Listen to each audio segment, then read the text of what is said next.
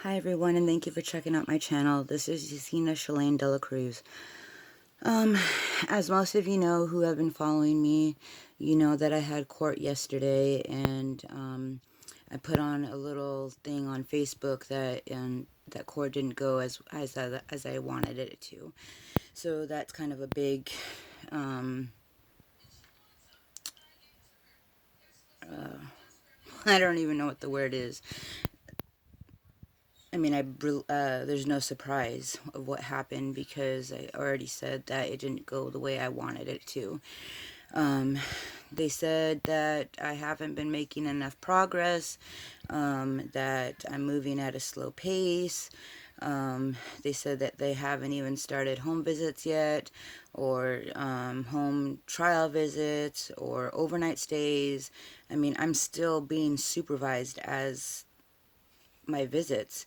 Every time I go to rehab or something like that, I have to start all over, and it's just frustrating because I don't know how many times I've started over from being supervised, and it's just difficult because you have somebody there all the time listening to your conversations. You feel like you can't really be yourself because someone's watching, and you feel like you have to be on your best behavior, and you feel like your kids have to be on their best behavior.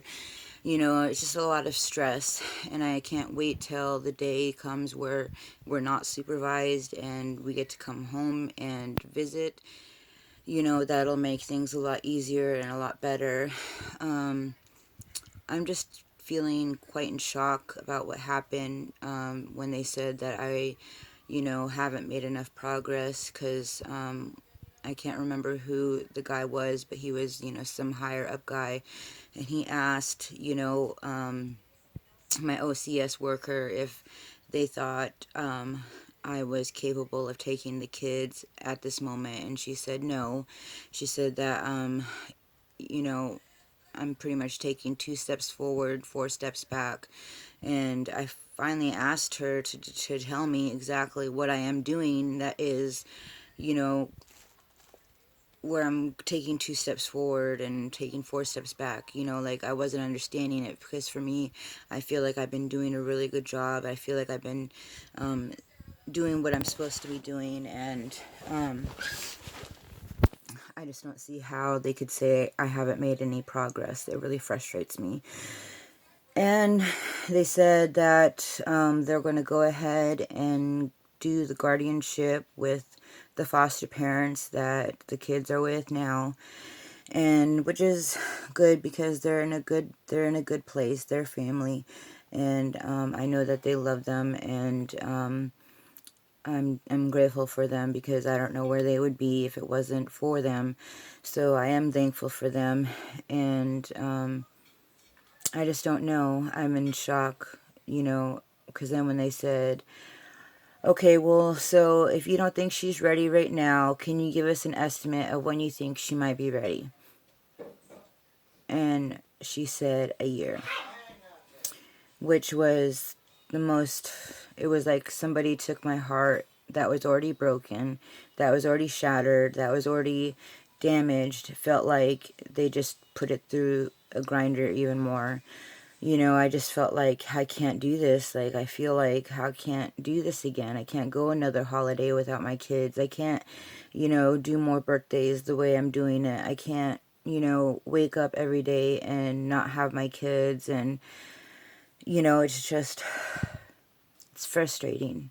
It's frustrating how one mistake can change your whole life. I mean, literally, it took me, I would say, maybe 5 minutes total to ruin my whole life. And that's why I'm here, because I decided to drink. I decided to get angry. I decided to start a fight, which scared my kids, rightfully so. And, it's just, I wish I could take that moment back. I don't know what God's plan is for me or for my kids or for my mom, for any of us, but it's just, I hope it's a really good plan. I hope, because we've been through so much, and, like, we've just been through so much as a family, especially the kids. They are. they are going through it the most, and I wish I could be there. But I can't, you know, I can't be there for them. I can only call them when I'm scheduled to. I can only see them when I'm scheduled to. And just let them know that I love them. You know, love them no matter what. Once I started crying, though, on the phone, some guy said, well, it could take up to 6 months, right?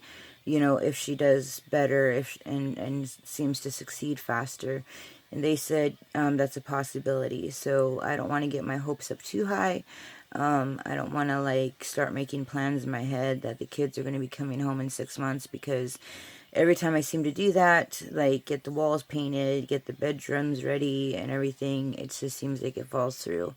And so this time I think I'm going to wait and everything before I count my chickens before they hatch, because I tend to do that quite a bit. I will think of things that haven't even happened, or I think are going to happen. It's just like... But I just think I'm in shock yet about the answer. And I just don't know. Like I said, I just don't know how I'm supposed to do this. I really don't. I don't know how I'm supposed to do this. I don't know how my body is just like run down to the ground. My heart is just a million trillion pieces, and I just don't even know where to start to begin picking it up. Thank God for work, because it keeps my mind busy and keeps me occupied. If it wasn't for work, I don't know where my mental health state would be.